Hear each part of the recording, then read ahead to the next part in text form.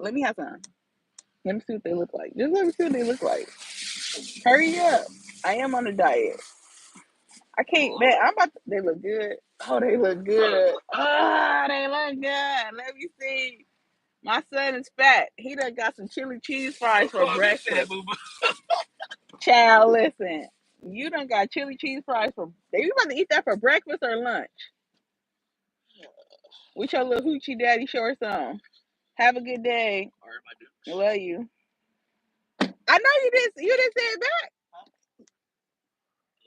I'm about to jump out this car and do the squabble.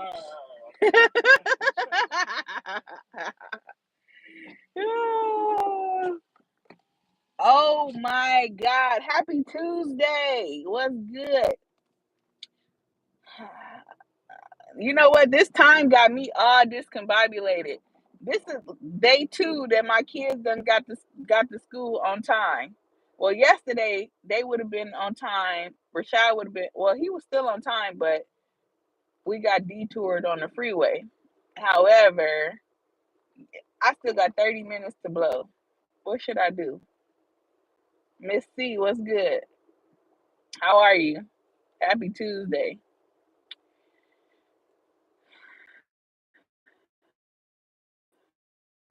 My son was just laughing at me because I always mess with people. So he had me stop at this burger place. He got some chili cheese fries. I was like, yo, that's like so fat, because you about to eat chili cheese fries for breakfast? Like, where they do that at?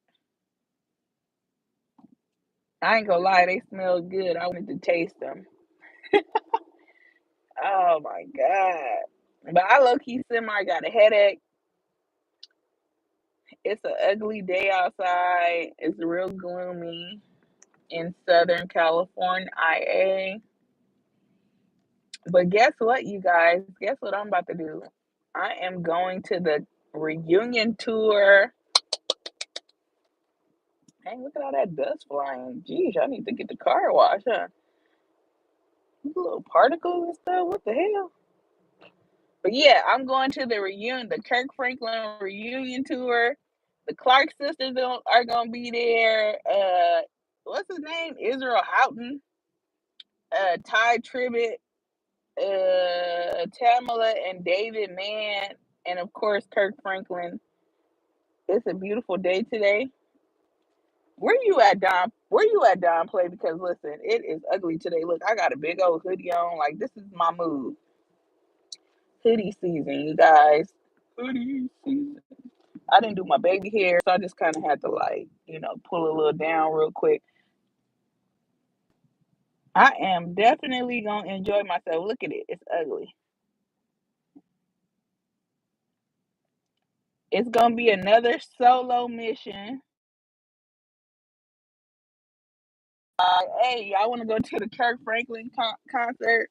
It's so crazy, like when you ask people, is it? Oh man, that's what's up.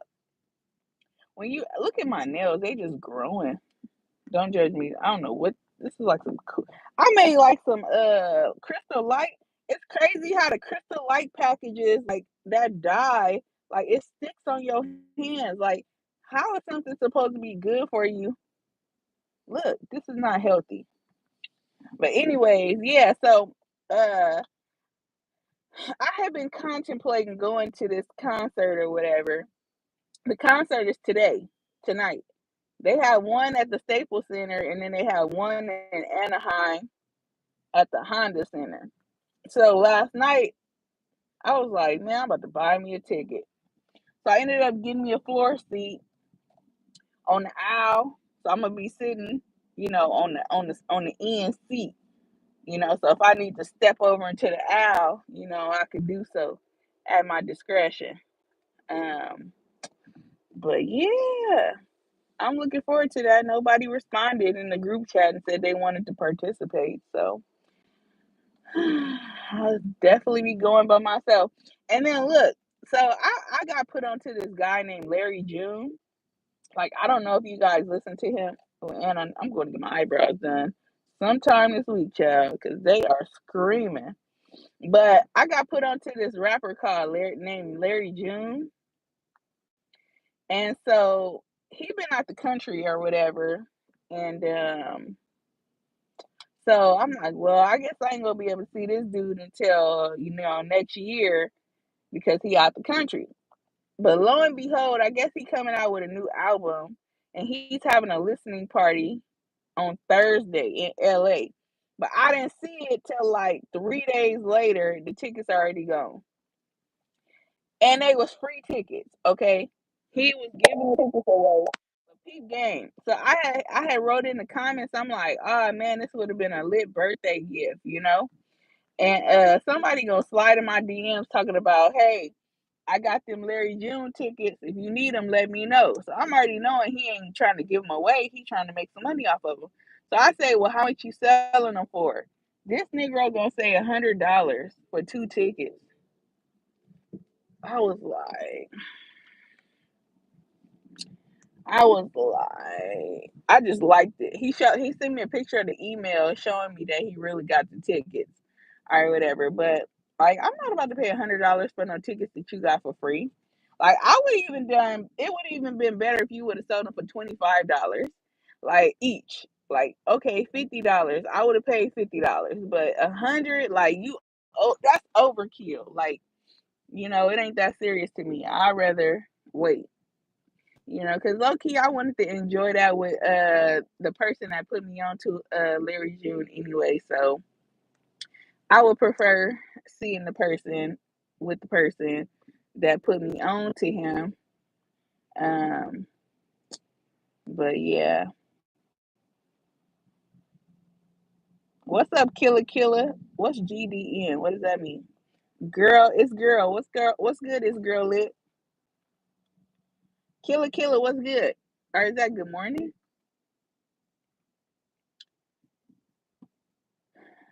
Killer Killer was having the time of his life in Puerto Rico with his homeboy that looked like Bill Bellamy.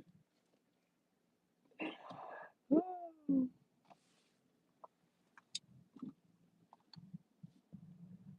And it's traffic, you guys. But yeah, no, like I was saying, so I'm excited to be going to this concert tonight. Um, I'm gonna definitely be pressed for time because I don't get off work till 5 o'clock, and I still gotta go pick the kids up and then drive home. Hurry up and try to get dressed to be there by 7 o'clock. Gang banging? Who gang banging? Not me, sir. I'm not a gang banger. Cause I got this hoodie on. It's cold. Why I gotta be a game banger? Look it. It's cold. But yeah, so I need one of them FDKZ sweatshirts. Shoot, I need a hoodie. I need a FDKZ hoodie. That would be lit. I ain't gonna lie to you. I need with the patches though. Like these patches, like I want like a FDKZ hoodie with the patches. That would be tight. I'm going to a concert. You know who Kirk Franklin is? Kirk Franklin has a reunion tour. He gonna have like a whole gang of artists. Can I go around this car? Yeah, come on, go up, cause I can't. Kirk Franklin is having a reunion tour with a whole gang of gospel artists, and I ended up getting. Oh shoot! Hold on, y'all. I ended up getting tickets. Um, a ticket last night. I waited till the last minute. But for our birthday though, you already know me and baby Cheapo got the same birthday. So I let her celebrate on the actual day every year and then I take the 12th. Um so we going to the Great Wolf Lodge for the weekend. So she's excited. So even if it's raining outside, like you see how ugly the weather is, we're still gonna be in the water, indoors. Those on the way, yeah. I know who Freaky Franklin is. You get on my nerves. Yeah, he is. He do be doing too much though. Cause I was looking at some clips of the reunion tour he did in other states. He was all jumping on David Mann's back. I'm like, what's all of that about? Like, you can't be normal at the concert. Like, whatever. I seen Kirk Franklin in concert with Maverick City a couple of months ago, so I'm not even going to see him. I'm going to see the Clark sisters, David and Tamala Mann, Ty Tribbett. I like a few of Israel Houghton's songs. I don't really know too many of his, but everybody else's, I know their music. So Kelly, you the freaky one too though, Mr. Tell It All. She said you the one that came outside spilling the tea. You know what I'm saying? Yeah. So you the freaky one, sir.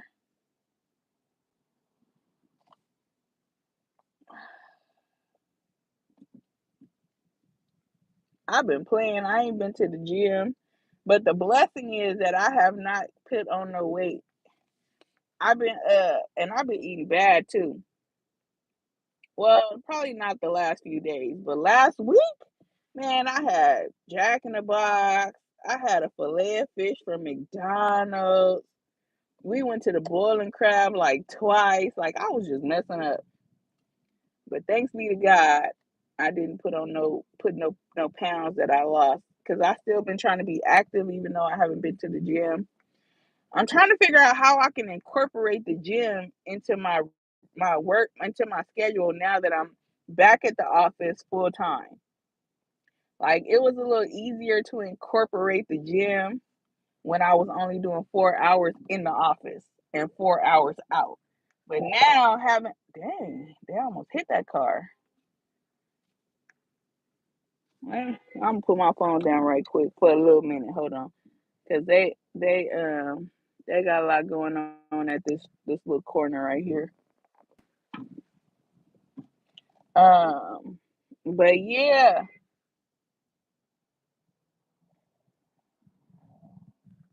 now who's honking?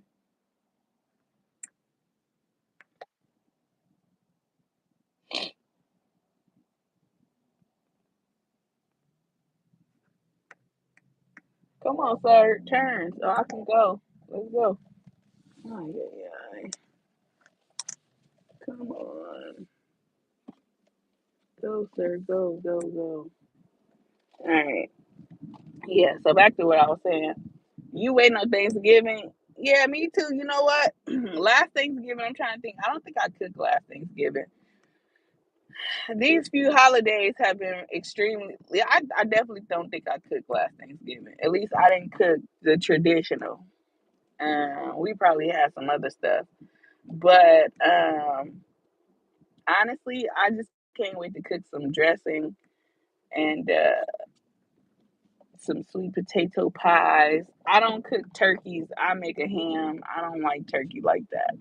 But the smell of cornbread dressing and sweet potato pies really put me in the space of my grandmother, and I'm so thankful that um when she was still alive, like even though she was in her wheelchair, like I went over her house one day. I'm like, Big Mama, you gotta teach me how to make this. And I was like, all right, let's sit down, let's write the ingredients, let's write the ingredients, and I'm gonna go to the store and we about to make this. And you gonna prep me through it, right? So that's what I did. I still got the notes in my iPhone from the first initial time that we took the notes down. And I went to the store and I got the and for the potato pies because I swear nobody makes better sweet potato pies than my grandma.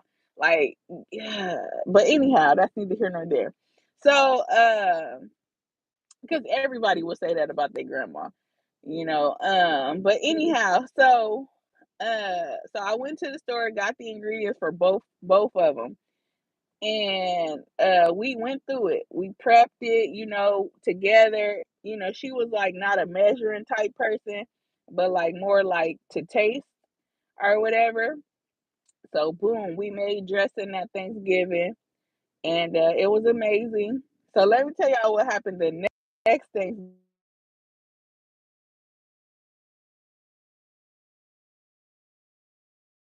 All right, so look, let me tell y'all what happened the next Thanksgiving. So the next Thanksgiving, or whatever, I volunteer like, ooh, I'm about to make the dressing because Big Mama taught me how to make it, right? We had a potluck, all right? So boom, made the dressing, smelling amazing, looking good, right? But I made it the day before, like the night before, right? So it was trial and error, y'all. Don't judge me. So this was years ago too. All right, look. So I made the dressing, smelled amazing, tasted amazing, right? But my dumb ass didn't know that if I put it in the refrigerator once it cooled down, because like in my mind, I'm like, I can't leave this sitting out because it's not it's gonna go bad. So when it cooled down, I put it in the refrigerator. So the next morning, when it was time to take everything out to, heat it up or whatever, to go take it over to my grandma's house, the top of it looked so dried out. Like it looked like have y'all ever seen like the maps where like the like it got like the little now like the it show you like the deserts and it have like the little lines going through it and stuff. That's what the top of the dressing looked like after I put it in the refrigerator. So now I'm panicking because I'm like, oh my God, like they're gonna talk about my dressing. And so I tried everything to like I tried to fix it. Like I was like flipping it around, like trying to like I tried to like flip it around to like cause the bottom was still moist. It was just the top was dried out. Even though I covered it up with tinfoil and everything, the top had dried out. It just was like how it looked the next day when you go the next morning to try to heat it up. It's a little crispy at the top. So that's what it looked like, right? So I'm trying my hardest. I'm like trying to doctor it up and stuff. And when I tell you I took I took it to my grandmother's house. I sat it on the table, child, and man, when I tell y'all that people opened it up and was looking like, what is this, right? But they gave me a shot. They still ate it, right? They put some little gravy on there or whatever. I didn't make the gravy because I didn't know how to make gravy. I didn't make the gravy. I ain't gonna hold you. Somebody else made the gravy, but they put the gravy on there or whatever, and they was like, "Oh," basically they were saying it tastes better than it looked, right? They were saying it was good. It just looked like it wasn't appetizing. So moving forward, oh, I make sweet potato pies too. They come out amazing. Like people be wanting, like my family, they be wanting because it kind of tastes almost maybe even better at this point than my grandmother's, but it still tastes like my grandma's sweet potato pie. So they be like, "Oh, I want a pie. Make me a pie." So I be making like maybe like 8 or 9 pies at Thanksgiving. And so anyhow, so this was my learning experience that first year making it by myself without my grandma prepping me. So moving forward, when I made it the night before, I would mix it up. I do all the ingredients and then I sit it in the refrigerator, not cooked. And then the next morning, Thanksgiving morning, I take it out and then cook it. Like it was trial and error, child. I had to learn. It was definitely trial and error. But like I said, I didn't cook last like the traditional. We didn't have traditional food last year. Because I just I had a really tough year, so I wasn't in the mood. Yeah, and Christmas I think we had like tamales and all that crap. But yeah. So now that we're in our new little place or whatever, I'm kind of looking forward to fixing dinner.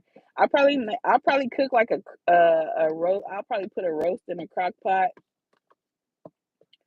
Um, I'll make some macaroni, some dressing, and we only talking about this because Miss C said she can't wait till Thanksgiving. I love sweet potato pie and cheesecake. Man, sweet potato pie is my favorite. Well, I love cake, but so yeah. Are you guys cooking for Thanksgiving? I'm excited to put my Christmas tree up. Now look, my living room, we don't have no furniture yet because like I said, we just moved. And I low key threw everything in the trash when we moved. Like I was like, I'm not taking none of this with us, you know? Like I want to start over. I don't want no, memories of nothing over here or whatever, you know. So so we still ain't got no furniture in the living room. I ain't gonna hold y'all. The only thing in the living room is still a few boxes from when we moved and my workspace of like where I do like my making my shirts and all that stuff. That's it. So I'm thinking about maybe for Christmas like getting a living room set because ain't nobody even been to my house. Only one person that been to my new place, and I didn't invite her, child. She invited herself. She invited herself. I was like, I don't have nowhere to sit. Like this is before I even had a dining room table, like a dinette set. And I was like, girl, we ain't got nowhere to sit over here. She was like, I got my lawn chair. I'm like, okay. And she came over with her with her little folding, her little her little chair in the bag, and we made it do what it do. Cheesecake do me good. I don't celebrate holidays, so nah. Okay, okay. I'll probably cook a little something. I don't care. So, Alicia, what's wrong with you? What's going on? It's Tuesday. We done woke up. We blessed. You coming in here with a little attitude. But yeah. So hey, so I got a question before because I got like I'm gonna stay on here for like 5 more minutes. What's the most? So I seen this. I was scrolling the other day. What's one of the most toxic text messages? Like, what's one of your most favorite toxic text messages to send?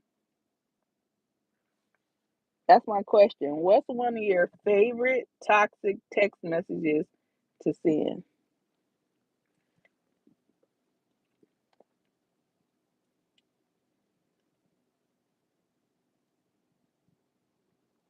Man, I've been picking in my face. When I get like nervous, well, I ain't gonna say nervous. I think when I start stressing, I start picking.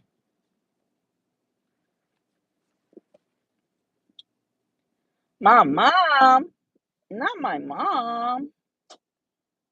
Man, wait, aren't you guys supposed to be in school? Why y'all trolling me? Y'all kids, right? You gotta be kids doing all this. I'm going to bed. Facts at like 2 o'clock in the afternoon. I was gonna say I said that because I seen this on Instagram, and I was gonna put it, but somebody had beat me to it. They had said saying good night at 1 o'clock in the afternoon. Definitely ending the conversation by saying good night because that's pretty much you saying I'm over this conversation. Good night. Ah, see, Miles, you got knocked, bro. But yeah, ooh, can I tell y'all I love these. Mexican candy is the best. You hate school? Oh no. Listen, you only got one job to do, Carrie, and that's go to school, get good grades so that you can be something in life, okay? And not a troll on YouTube. So I need you to get off YouTube and pay attention in class. I don't even know her. I don't even know if she even in school, child, but I assumed these are kids trolling.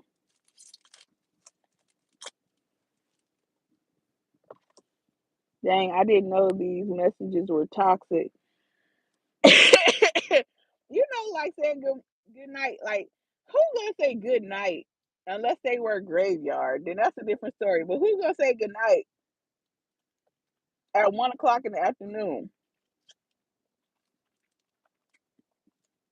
ATM Tim. See, look, he said stay in school, kiddos. So, what's a toxic text message that you were seeing? what about the like? Well, thank God I'm delivered from all this, okay? But like, the messages where you be like, if they don't answer the phone, like say you call them at nighttime and they not answering your phone call, so you like, uh, pretty much like have a nice life, like where you being hella petty, like, all right, you not answering my phone calls, all right, it's over. Then they wake up and be like, what did I do?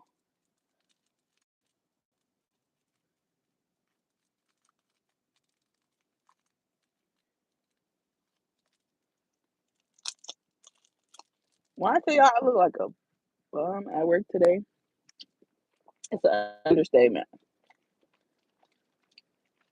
I'm so not feeling it.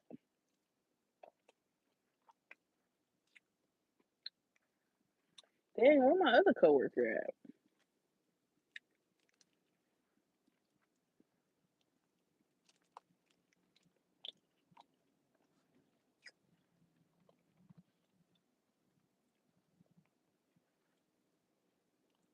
Man, that her shape just made me want to put my little candy bar down, child. Oh, you can't see it, the front part. Oh shoot, she getting dropped off to work.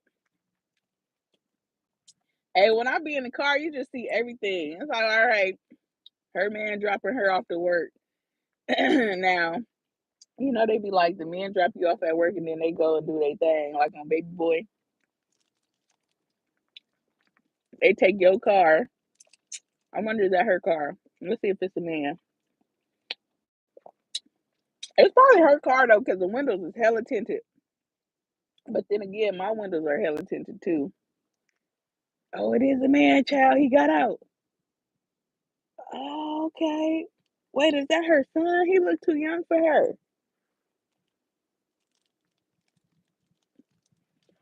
I know the. I'm like one of them coworkers. We don't even work together, but I see her in the hallway and be like, "Ooh, child, who is that to jump you off?"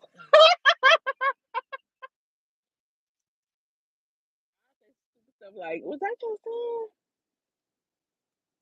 Put that candy down. All right, it is hella early to be eating candy. I ain't gonna lie. I'm gonna put it down just for you, Chloe.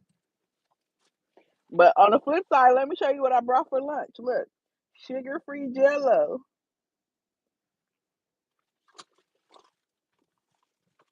This probably not all that. This probably all not all that great, but I bought a little burrito if I get hungry.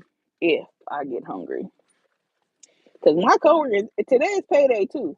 But my coworkers they be eating out too much. I be like, They be having the office smelling good. I ain't gonna hold you though. Like yesterday, they had some food, El Pollo Loco or something, and I had brought some salad. I mean, some spaghetti from home. Girl, I've come to notice, girl, these men like a woman with a little meat on their bones. ATM Tim said a more cushion for the pushing. She said right. I mean, yeah, I think they do too. I believe that too, right? But I'm not trying to lose weight for a man. I just want to be healthy. Like when I'm going to the doctor and my blood pressure is hella high, like that's a problem, you know? And I know that, like I said, stress is a factor to that, but weight definitely don't help. So, I mean, of course, I want to look good, too, but I want to feel even better. So that's my primary reasoning for why I do what I do. I actually had came on here to tell y'all about these these interviews that I was watching yesterday when I was in the office. I probably ain't gonna watch it no more because they was real heavy, and I was sitting in the office like, what the f, I put him on my community wall, but it's this guy, and he goes around interviewing people on Skid Row and like the prostitutes on Figueroa and like the people that like are on substances, prostitutes, pimps. Like he just be interviewing all kind of people, people with like bipolar disorders and stuff like that. So these two particular young ladies that I was watching, one of them said she was only 14. She had started prostituting when she was 12, and she was messing with a 19-year-old at 12, and he was picking her up from school or whatever. And initially, because we all people be wondering how do these girls get out there. Sometimes it's free will, but sometimes they be forced. So she was messing with this man, older man, and long story short, he had seen her walking with a dude at school. He jumped out the car and like punched her in the face in front of all her friends. And so then when she got in the car, he was like, "Look, you about to make my money back." Like, I guess he had invested in her, and that was his way of like guilt tripping her, like, "Oh yeah, you about to make this money back." So she he took some clothes out of his trunk, gave her the clothes and some sandals, and made her go on Figueroa, right? And she had only made $50 on her first night by giving two men head. So I'm assuming $25 for a blowjob, right? And the girls was telling her like, "Hey, you don't want to take that back to him because he gonna beat you." She not knowing what's going on. And when I tell you, she said that man beat the brakes off of her to the point where her face was bloody. She had to go home and tell her mama that she got into a fight or whatever. And so she didn't want to go back out there, but like he was picking her up consistently at school, like, "Let's go after school. You gonna walk the blade." And I guess when she got the hang of it, like she got addicted to it, because of the money. But she was saying like he made her smoke crack cocaine. Like this is how they be getting these, and these are black girls too, man. So it even made me even more heavy. Like my heart was heavy. So that was this one girl or whatever, and you could tell she was just so broken. She talked about how her daddy wasn't present in her life and stuff. Um, but it was another girl, and she was talking about how the foster care, man, it's so crazy how they take you out of these situations and put you into an even worse situation.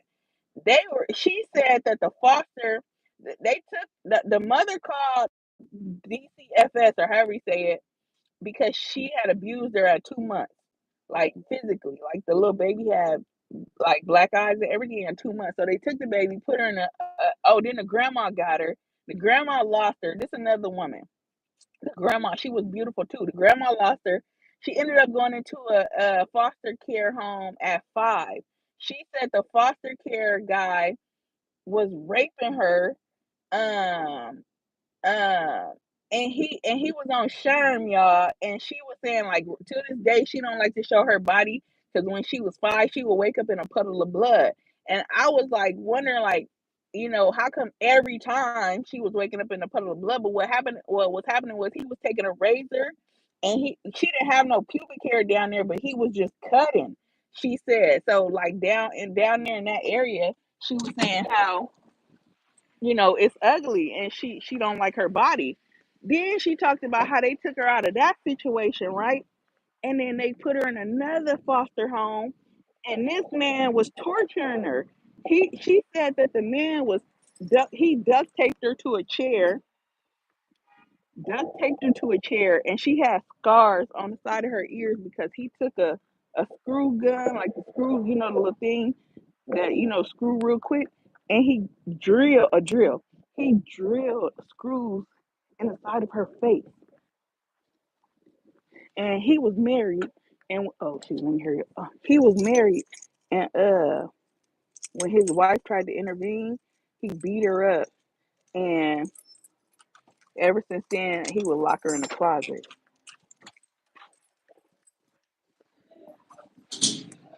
So it's just crazy how and it's crazy how the fuck. And she was talking about she tried to commit suicide the day before the interview.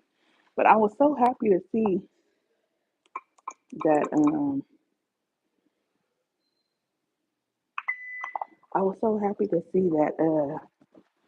they did a follow up on her because she was homeless living in a tent on Skid Row, and the guy did a GoFundMe, and they raised $28,000, and so she was able to get put in a apartment. she was able to get a car. Like she's working now. Well, this was a couple of years ago, so I don't know where she at now, but she got herself together because she had did crystal meth. She said she was doing cocaine. Like it was so sad, man. She was talking about like how she didn't have a relationship with her family, and so um, the follow up question was, what could have been done with DCFS, and she was saying how like the case workers should take a better approach. Like instead of just meeting with the foster parents with the kid, like it should be a session where they meet with the kid and just the social worker because when you with the when you're with the foster parent, like I guess the kid kind of don't feel comfortable and tell them what's going on because at the end of the day it's still a process. So you might say, oh, give a like, oh yeah, something is going on, but then like once you go back into the setting, you gonna get beat up, so yeah, so I think the foster care system definitely needs to tweak its the way it's ran. I think that these foster parents need a better, like they need a better assessment tool in picking foster families. And I get that the need is so great and that, they're just trying to place kids, but at the end of the day, it's like you taking kids out of one traumatic experience and you putting them into another traumatic experience. That's like trauma on top of trauma, and so, whew, child, it was a lot to watch. Wait, let me see. Of course. What the hell? How come their parents didn't go check on their child? See what I mean? Well, you can't just go check on your kids when they in the foster system. You can't just pop up. You don't even know where they live at. Like, um, you get visitations, but the visitations are like at a local place, like McDonald's or something. Like you can't go to the foster parents' house. Um, yeah. So they don't have no way of doing it.